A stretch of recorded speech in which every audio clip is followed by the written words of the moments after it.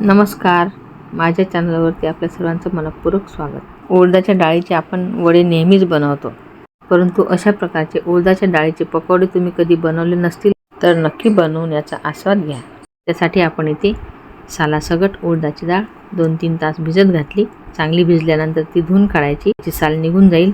आता अगदी थोडं पाणी घालून आपल्याला हे मिक्सरला बारीक करून घ्यायचं। आपल्या मिक्सरच्या भांड्यामध्ये ही एवढी चांगली बारीक होते की आपल्याला फेटायचं काम नाही।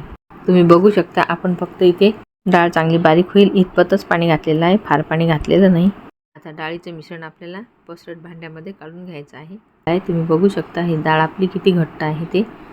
आता यामध्ये घालायचं आपल्याला चवीनुसार मीठ, भरपूर अशी बारीक कापून घेतलेली कोथिंबीर, बारीक कापून घेतलेली हिरवी मिरची, तसेच इथे काळी मिरी आपण खलबत्त्यामध्ये कुटून घेतलेली आहे आणि अख्खं जिरं घालायचं।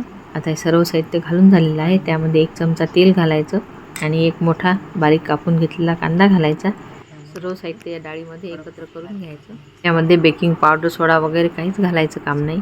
हलकंसं चमच्याने फेटून घ्यायचं। बारीक कापून घेतलेली कडीलिंबाची पाने घालायची आणि एकत्र करून घ्यायचं। तेल सुद्धा आपलं तापलेलं आहे। आता छोटे छोटे पकोडे यामध्ये सोडायचे। तेल चांगलं तापलेलं आहे।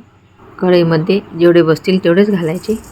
तुम्ही बघू शकता आपले पकोडे किती छान फुललेले आहेत। झाऱ्याने याला उलटून घ्यायचे। दोन्ही बाजूने छान खरपूस असे तळून घ्यायचे। एकदम वरून छान खरपूस आणि आतून छान मऊ लुसलुशीत बनतात। यासोबत आपण चणा डाळ आणि ओल्या खोबऱ्याची चटणी केलेली आहे। तुम्ही हवं तर सांबर सोबत सुद्धा याचा आस्वाद घेऊ शकता।